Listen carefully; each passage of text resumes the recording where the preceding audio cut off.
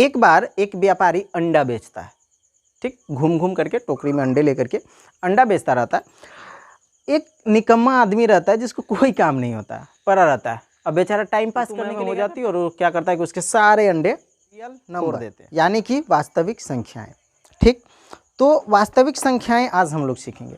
तो वास्तविक संख्या में एक चीज सीखना हम लोग को, यूक्लिडन विभाजन है। दोस्तों कैसे हैं आप सब? उम्मीद करते हैं आप सब अच्छे होंगे और मस्त चल रही होगी आपकी स्टडी।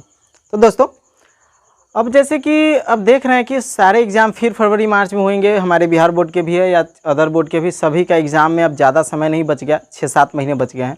हम लोग काफ़ी मस्ती कर चुके हैं, तो अब से हमको स्टडी करना और अपने सिलेबस की पूरी अच्छे से तैयारी करनी है ताकि हम एग्ज़ाम अच्छे से निकाल सकें।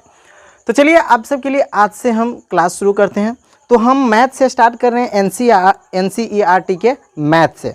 ठीक है दोस्तों, NCERT के मैथ से हम लोग शुरू से स्टार्ट करने वाले हैं। एक एक लेसन के सारे सॉल्यूशन मैं आपको बताऊंगा, तो आप लोग हमारे साथ बने रहे।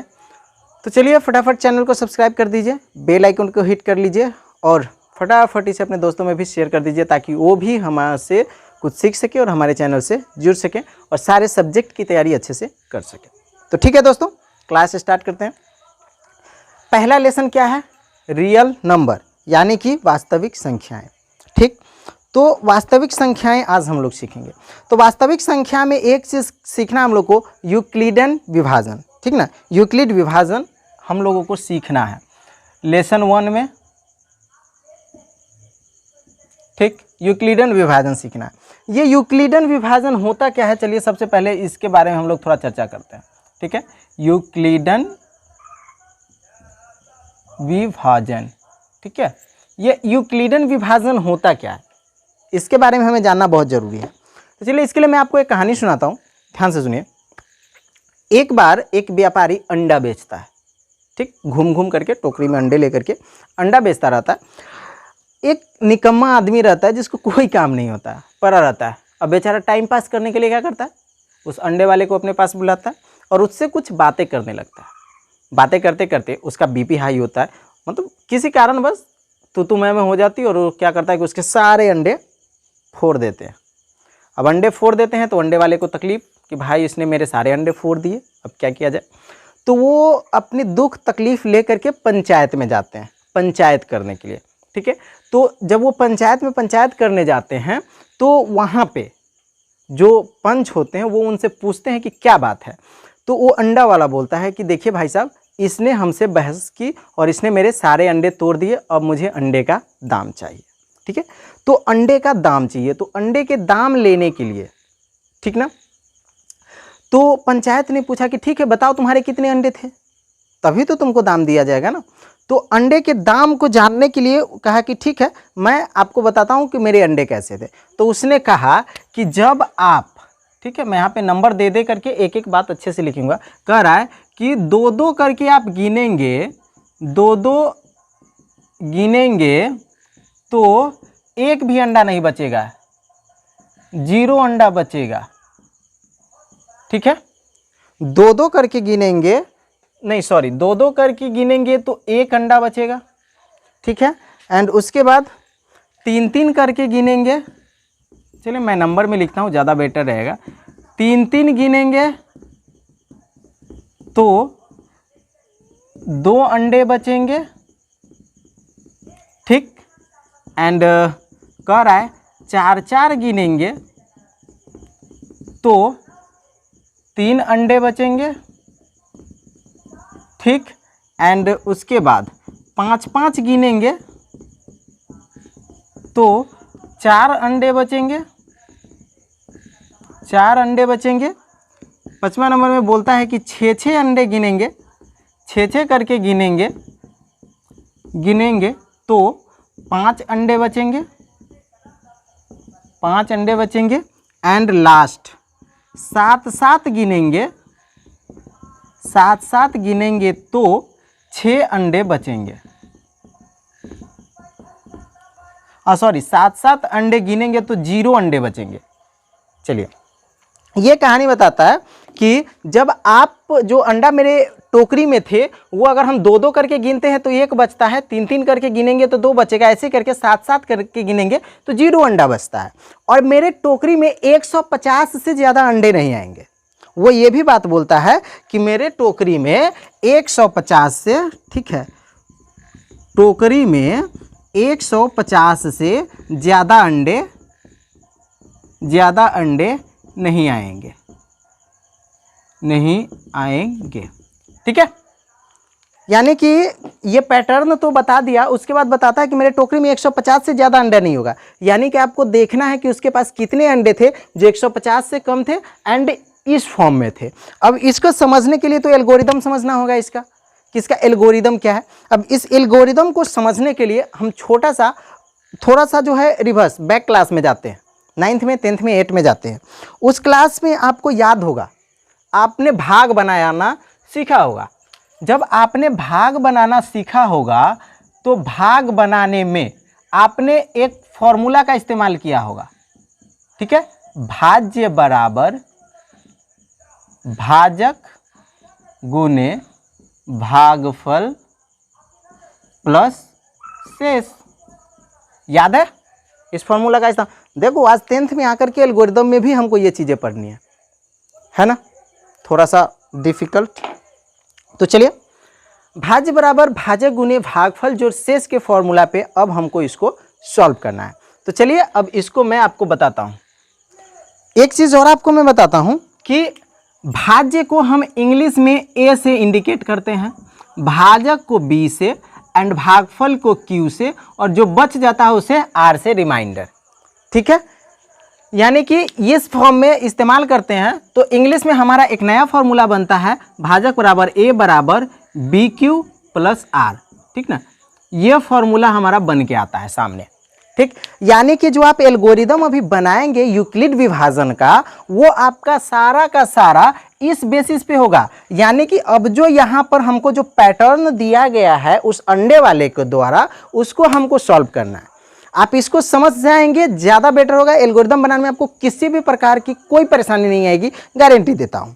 चलिए अब हम इसको सॉल्व करते हैं, ठीक। कर रहा है, अब इसको थोड़ा सा हम क्या करेंगे कि उल्टा सॉल्व करते हैं नीचे से, ठीक है। क्या कर रहा है, 7-7 अंडा गिनेगा ना तो 0 अंडा बचेगा, 7-7 अंडे गिनेंगे तो एक भी अंडा नहीं बचेगा। यानी कि a बराबर 7, क्यूब का हम क्यू से ही स्टार्ट करते हैं, 7 क्यू, यानी कि 7-7 अंडे गिन जाएंगे तो शेष कितना बचेगा, 0, ठीक। चलिए फिर कह रहा है कि 6-6 अंडे गिनेंगे तो 5 होंगे तो 6। चलिए क्यू की जगह पर हम नंबर चेंज कर दें, क्यू के बाद क्या होता है ओपी क्यू आर। ये हम अपना मन से मान डाल रहे हैं, क्यू और आर का मान ही हमको निकालना होगा, तभी हमारा क्वेश्चन ऑटोमेटिकली सॉल्व हो जाएगा। तो क्यू आर प्लस जो है कितने अंडे बचेंगे, 6-6 अंडे गिनेंगे तो 5 बचेंगे, यानी कि यहाँ पर शेष 5 हो जाएगा। फिर चलिए अगले नंबर पे क्या कर रहा है कि 5-5 गिनेंगे तो 4 अंडे बचेंगे, यानी कि Q R S 5s plus जो है कितने 5-5 गिनेंगे तो 4 होंगे। चलिए उसके बाद क्या कर रहा है, 4-4 गिनेंगे तो 3 अंडे बचेंगे, है ना। 4-4 अंडे गिनेंगे यानी कि OPQRST प्लस 4-4 अंडे गिनेंगे तो 3 शेष बचेंगे। उसके बाद क्या कर रहा है कि 3-3 अंडे गिनेंगे तो 2 बचेंगे, यानी कि ST 3U प्लस 3-3 गिनेंगे तो 2 बचेगा। फिर देखिए 3U के बाद हो गया एंड 2-2 अंडे गिनेंगे तो 1 बचेंगे, यानी कि 2V प्लस 1 शेष बचेगा। अब यहाँ पर हमको इसको लिखने का मतलब क्या हुआ ये समझिए। अब मैंने जो है इसका जो कहानी था ना, उस कहानी को हम मैथ के फॉर्मूला में कन्वर्ट कर दिए। मैथ के फॉर्मूला पे कन्वर्ट कर दिए तो आप ऑटोमेटिक इसको सॉल्व कर सकते हैं, ठीक है। इसको सॉल्व आपको करना है, हम नहीं करेंगे, हम सिर्फ आपको बताएंगे। ये आपका होमवर्क होगा करने के लिए, कैसे करना है सो सिर्फ हम बताएंगे, करना आप ही को है, हम नहीं करने वाले हैं।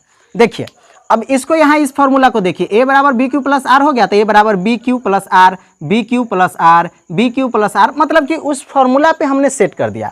अब आपको कह रहा है कि कितने अंडे हैं, तो अंडे निकालने हैं, यानी कि a के मान पर निकालना है। यहाँ पे कह रहा है कि 150 से ज़्यादा अंडा नहीं है, तो 150 से कम है, तो 150 से कम कुछ भी हो सकता है, 110, 20, 25, मतलब कुछ भी 150 से नीचे हो सकता है, तो वही निकालना है। तो आप प्रत्येक सवाल में, जैसे कि इसमें आप Q का मान निकाल लेंगे, इसमें R का मान निकालेंगे, इसमें S का मान निकालेंगे, इसमें T का, इसमें U का और इसमें V का। जब आप इसका मान निकाल के इसमें पुट करेंगे आपका ऑटोमेटिक आंसर आ जाएगा। आएगा कि नहीं आएगा? आएगा ना।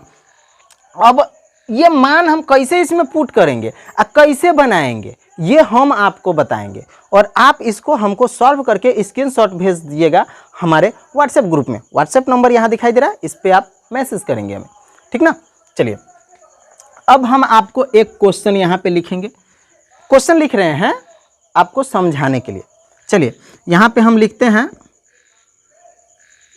17 बराबर 3।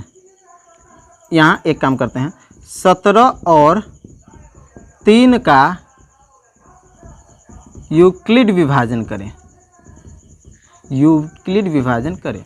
यहाँ पे हमारे पास क्वेश्चन है 17 और 3 का यूक्लिड विभाजन करना है। फॉर्मूला क्या होता है यूक्लिड विभाजन का? a बराबर बी क्यू प्लस आर। तो देखिए यहाँ पे 17 है ना, तो इसको हम a मान लेते हैं। बी क्यू क्या है? तो 3 को हम b मान लेते हैं। q नहीं पता है और न r पता है। देखिए यहाँ पे न q पता है न r पता है, तो ऑटोमेटिक पता हो जाएगा।